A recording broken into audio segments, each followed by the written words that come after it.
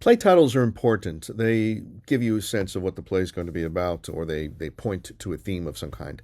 Like Streetcar Named Desire. It's a great title. If you know the play, you know the play. But did you know the original title? He had a lot of choices there. One of them was Blanche's Chair in the Moon, which is a cool title, or The Poker Night. That was the other title he had in mind. Tennessee Williams. Also, Shakespeare. Merchant of Venice originally was going to be called The Jew of Malta. I'm glad he changed that. So my play is called Here Be Dragons. Originally, the title was Servant to the Wise, because that's the rest of the quote from Inherit the Wind, the play that inspired me. He that troubleth his own house shall inherit the wind, and the fool shall be servant to the wise in heart. But it was seemed a little pretentious.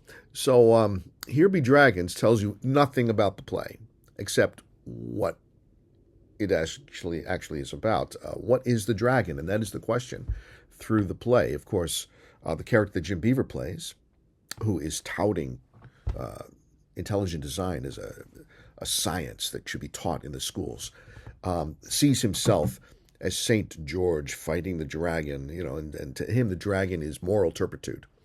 To my character, he sees the dragon more as like these symbols that were on the old globes that were there to protect people, or actually prevent people from exploring too far. Dragons hoard treasure, and in the case of my play, the treasure is knowledge.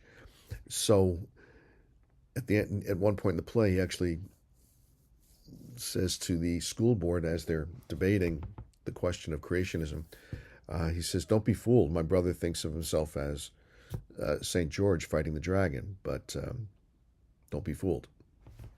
Here be dragons." So that's kind of what the title means. There's a little bit more to it, but I just thought I would explain that for people who were expecting pirates.